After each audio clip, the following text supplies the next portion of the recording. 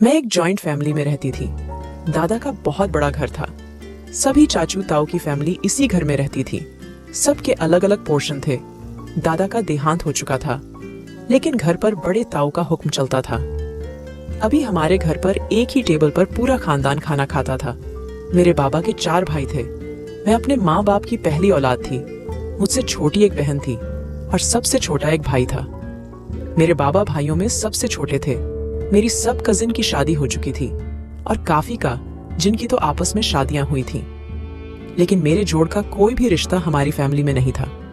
इसलिए मेरा रिश्ता आउट ऑफ फैमिली में तय हुआ था। सब कुछ ठीक चल रहा था। आज तक कभी हमने शादी के लिए मैरिज हॉल बुक नहीं करवाए थे। दादा के घर का बहुत बड़ा सहन था, वहीं पर सबकी शादियां अरेंज की जाती थी। अभी वह सहन किसी हॉल की तरह बहुत खूबसूरती से सजाया गया था। राहुल एक बहुत ही अच्छा नौजवान था जिससे मेरी शादी होने वाली थी। मैं इस रिश्ते से भी बहुत खुश थी और फिर शादी के बाद मुझे बाहर मुल्क जाना था। दुल्हन बनाने के लिए भी मुझे एक ब्यूटिशियन घर पर ही आई थी।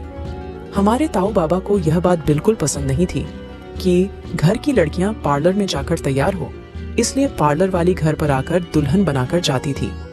सब कुछ ठीक लग रहा था। मेरे चेहरे पर बहुत ज्यादा खुशी थी। पिछले 6 महीने से मैं राहुल के साथ रिश्ते में थी।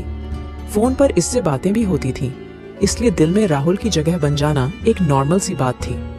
उसने कल ही मुझे फोन पर कहा था, परी, तुम्हारी शादी का जोड़ा मैंने पसंद किया है। तुम इसमें बहुत ज्यादा खूबसूरत लगोगी। और उसने सच ही कहा था। दुल्हन बनने के बाद जिसने भी मुझे देखा था, मेरी बहुत तारीफ की थी। मैं दुल्हन बनी बाहर स्टेज पर बैठ गई। मेरे सब कजिन ने यह इंतजाम किया था कि शादी से पहले दूल्हा दुल्हन को साथ ही स्टेज पर बैठाया जाएगा। मेरी सारी सहेलियां और कजिन राहुल का नाम लेकर परेशान कर रही थी। दुल्हन बने हुए मुझे 2 घंटे गुजर चुके थे। अब तो सब लोग ही बारात के ना आने पर बातें करने लगे थे, क्योंकि रात के 11 बज गए थे। मेरे बाबा ने मेरे ससुर को कहीं फोन कर डाले थे, लेकिन वह यही कह रहे थे कि बस अभी निकलने ही वाले हैं। आपको तो पता है, ऐसे कामों में देर हो जाती है। लेकिन 12 बजने के बाद तो मेरे बाबा को गुस्सा आने लगा। कहने लगे कि हमने आपसे पहले ही कहा था कि हमारे घरों में वक्त की पाबंदी की जाती है। इसके बाद जो बात मेरे होने वाले ससुर ने बताई, उसने तो जैसे मुझ पर कयामत ही बरसा दी। वह कहने लगे कि हम खुद ही बहुत परेशान हैं, न जाने राहुल कहाँ चला गया है। हमें कब से उसी का इंतजार है। हम तो 10 बजे ही बारात लेकर निकल जाते, लेकिन राहुल कुछ देर का कहकर गया था और अभी तक लौटा नहीं था। इसका फोन भी बंद था। जैसे ही वह आता है, हम बारात लेकर पहुंच जाएंगे। लेकिन यह देर तो एक मसला बन चुकी थी। रात का 1 बज गया था। लोगों में अब बातें होने लगी थी कि जरूर कोई गड़बड़ है। मेरा दिल यूं था कि सूखे पत्ते की तरह से कांप रहा हो। सब मेरे बाबा से कहने लगे कि यह लोग बहाने बना रहे हैं, लड़के की यहाँ शादी की मर्जी नहीं होगी। माँ बाबा जबरदस्ती शादी करवाना चाहते होंगे। जब ही वह घर से भाग गया है, अब आपकी बेटी पर तो दाग लग गया है। जिस लड़की की बारात ही ना आए, उसे भला कौन शादी करता है। अब आपकी बेटी से शादी करने के लिए कोई नहीं आएगा। जिनकी बारात या तो वापस लौट जाए या फिर आए ही ना, उन्हें तो हमारे समाज में मनहूस कहा जाता है। मेरे बाबा हालांकि अपने भाइयों में सबसे छोटे थे, लेकिन इस वक्त उनकी रंगत बिल्कुल सफेद पड़ गई थी। अपनी उम्र से काफी बड़े लग रहे थे। मेरी आंखों से आंसू जारी होने लगे।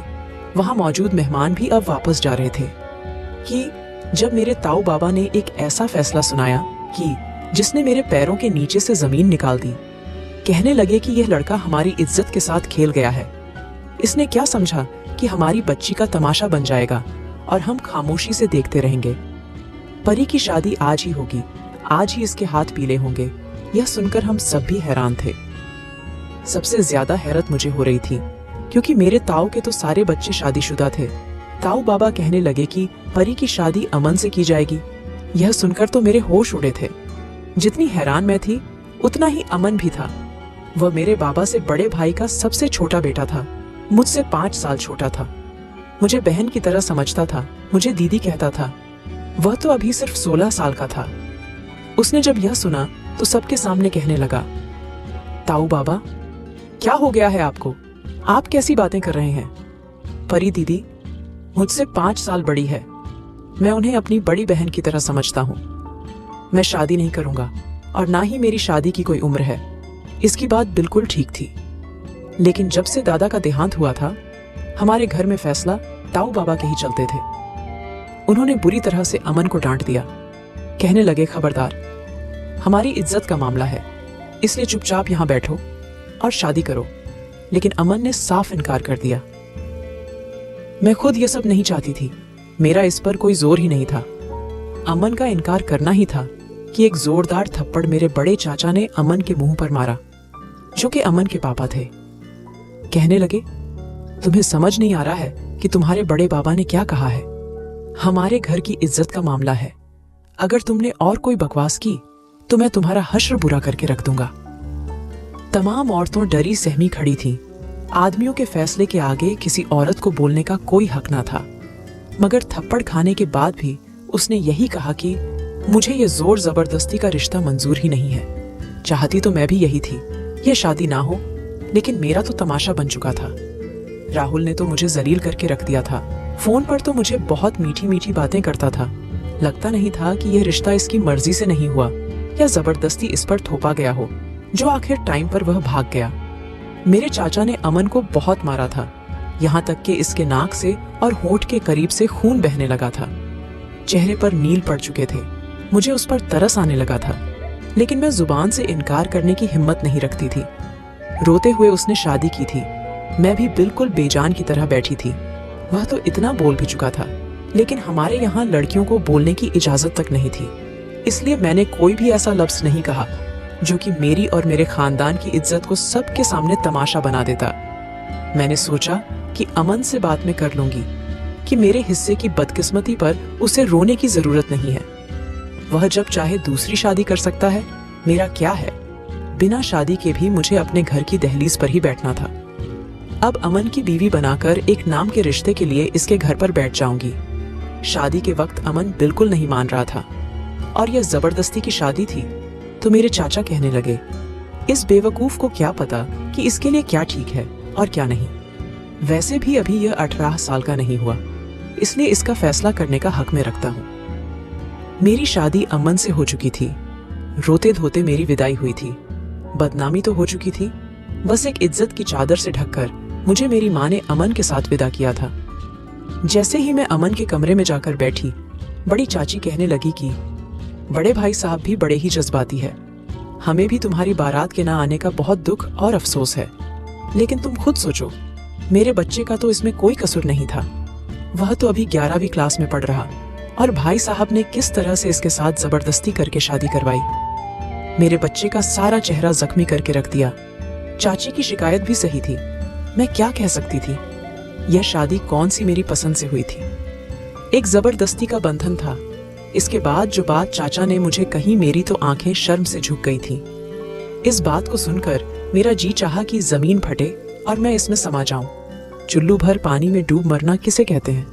शायद इस वक्त मुझसे बेहतर कोई नहीं जानता होगा। कहने लगी कि मेरा बेटा हर बात से अनजान है।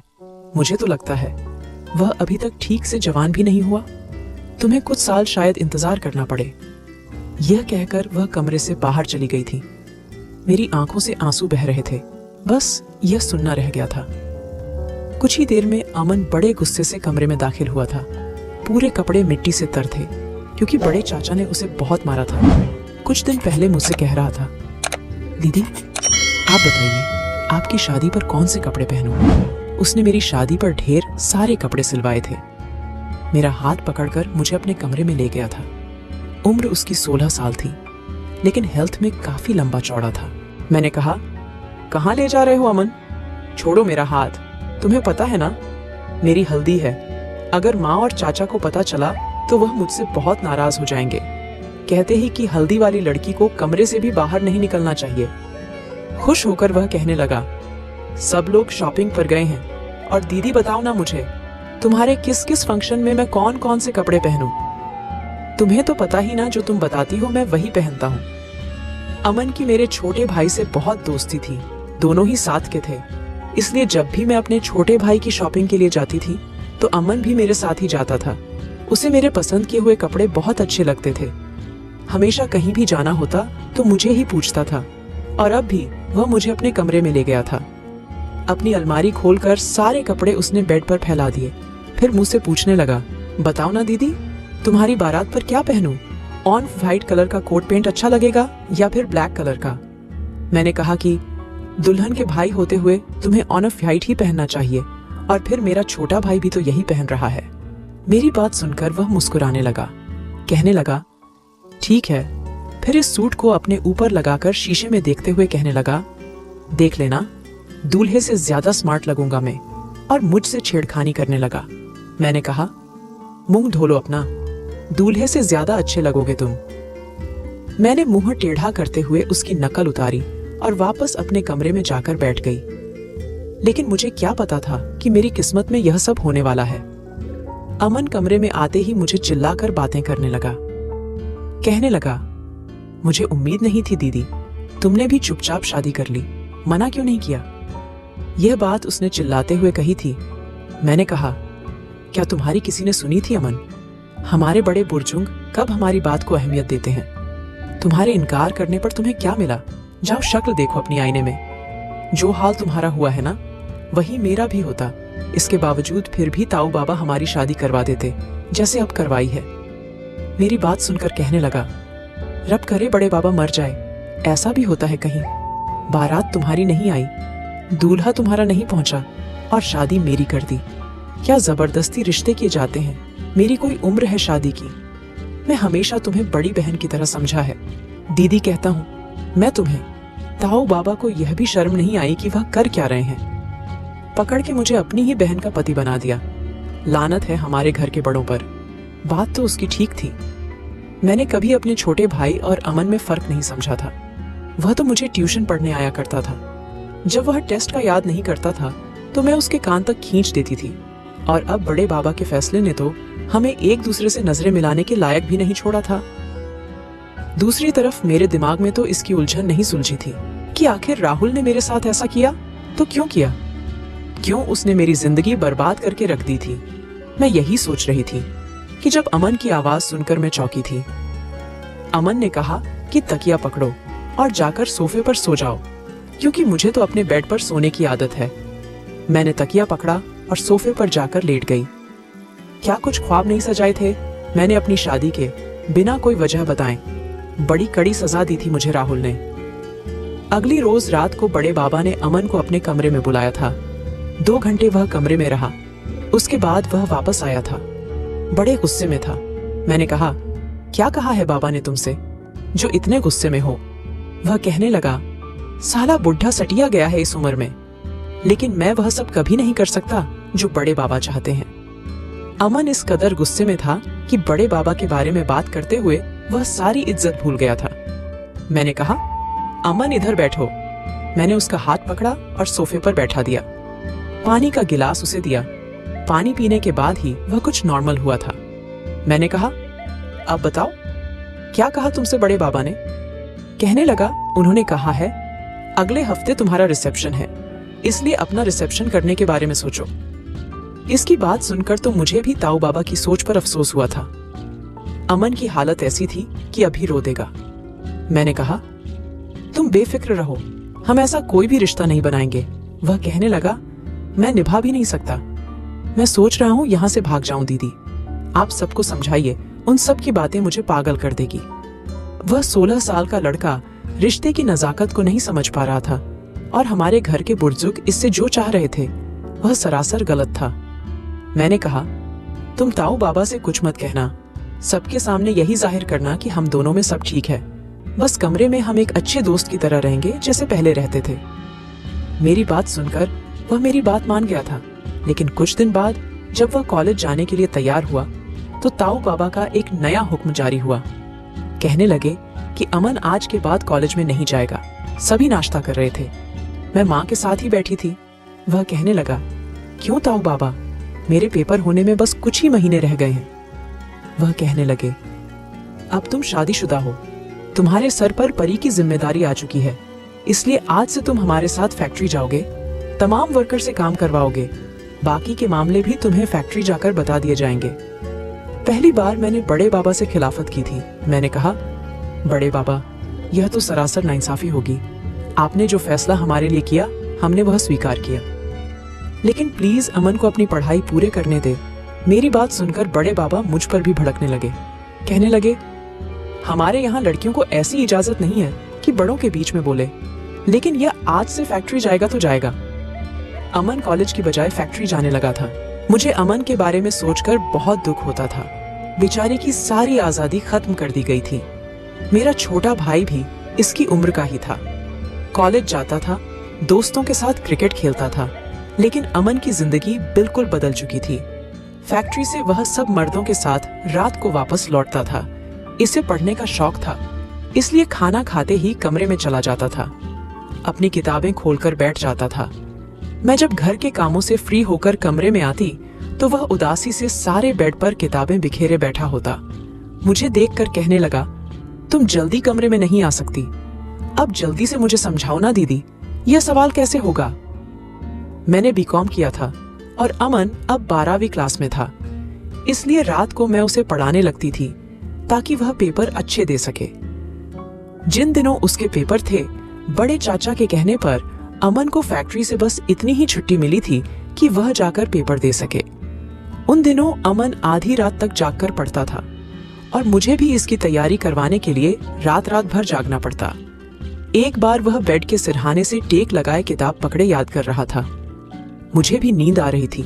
मुझे लग रहा था कि अमन यह आखिरी सवाल भी याद करके मुझे सुना दे तो मैं भी जाकर सोफे पर लेट जाऊं, लेकिन जैसे शायद अमन भी नींद की शिद्दत की वजह से ऊँघने लगा था, इसलिए मेरी गोद में गिर गया और वहीं सर रखकर सो गया था। मैं जो आंखें मूंदे इस इंतजार में थी कि इसकी तैयारी पूरी करवा कर ही सोऊंगी। अमन की हरकत पर बुरी तरह से चौंकी थी। वह नींद की वजह से मेरी गोद में सर रखकर सो चुका था। मैंने उसे पुकारा भी, लेकिन वह बहुत गहरी नींद में जा चुका था। पहली बार मेरा दिल बड़ी तेजी से धड़का था। मैंने इसे पीछे करना चाहा, लेकिन वह अच्छा खासा हेल्दी था, इसलिए मेरे हिलाने झूलने पर जरा भी नहीं किसका था।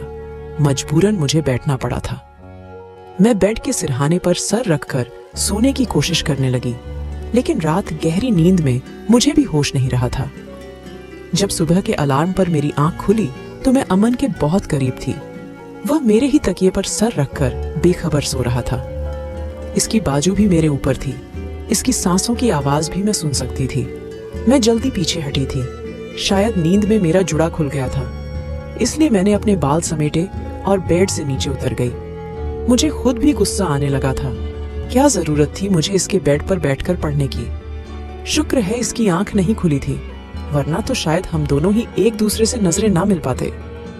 मैंने अमन को जगाया। वह उठकर तैयार होकर कॉलेज चला गया। जब वापस आया तो बहुत खुश था। कहने लगा, मेरा पेपर बहुत अच्छा हुआ है, थैंक यू सो मच दीदी। यह कहकर उसने मेरे दोनों हाथ थामकर होठों से चूम लिए। मेरा दिल धक से रह गया था। मैंने अपने हाथ इसके हाथों से खींच लिए, लेकिन मुझे यह लगने लगा था जैसे मेरे अंदर के जज्बात बदलने लगे थे। ना चाहते हुए भी मैं अमन के बारे में सोचने लगी थी, लेकिन वह वैसा ही था। इसमें बचपना बहुत था। जाहिर है उसकी उम्र ही ऐसी थी। जब वह अच्छे नंबरों से पास हुआ तो अपना रिजल्ट बताते हुए मेरे गले लग गया।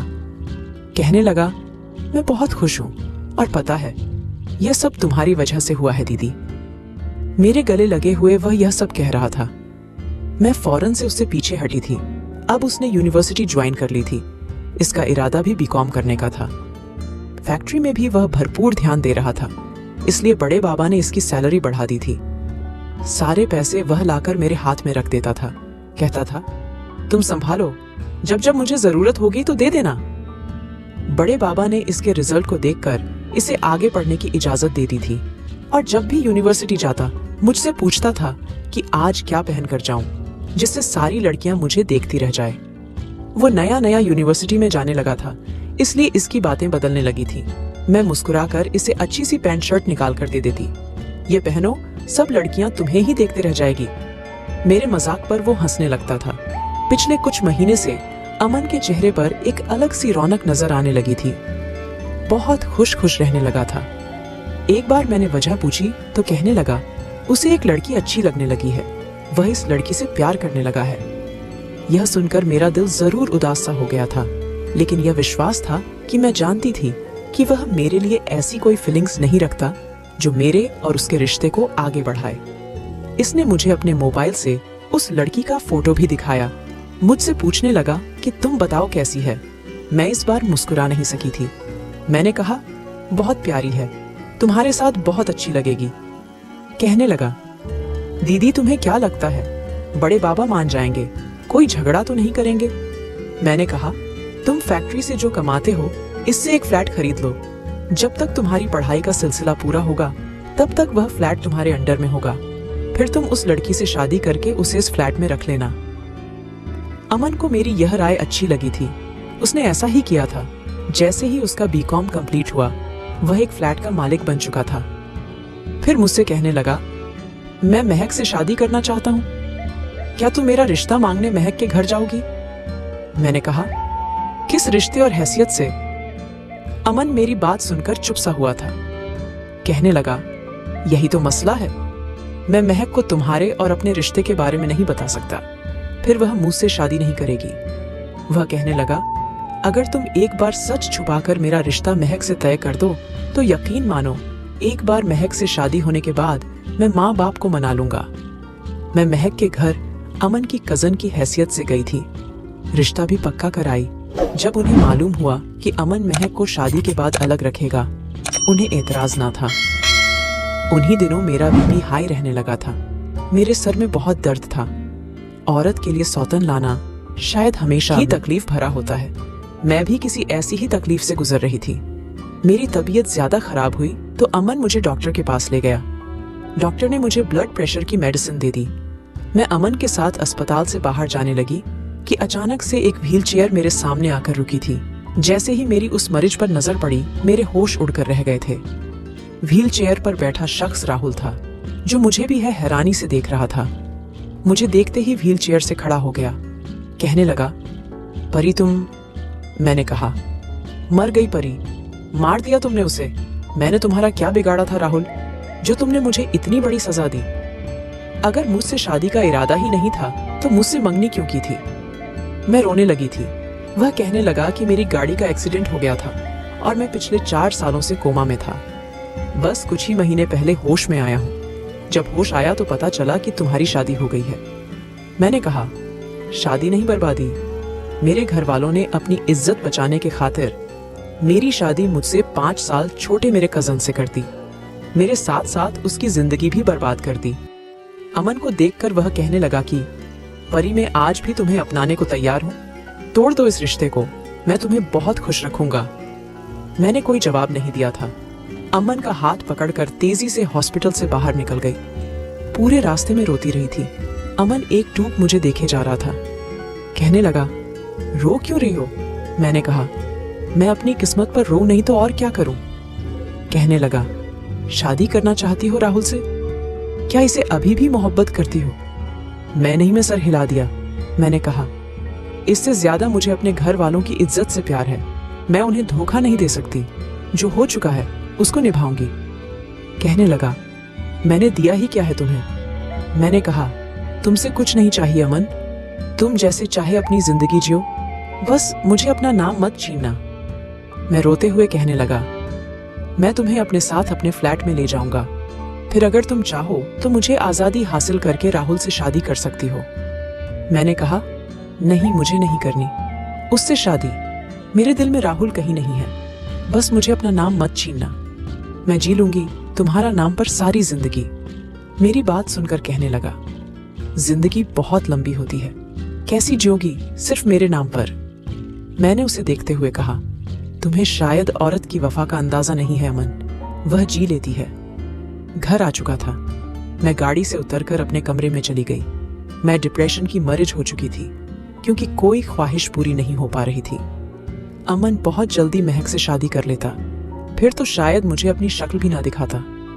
रात को जब अमन कमरे में आया तो मैंने अपना तकिया उठाया था कि सोफे पे पर जाकर सो सकूं। अमन कहने लगा, परी, मेरे सर में दर्द है, प्लीज मेरा सर दबा दो। मुझे उसके मुंह से सिर्फ परी सुनकर हैरत हुई थी। बहरहाल में इसका सर दबाने लगी।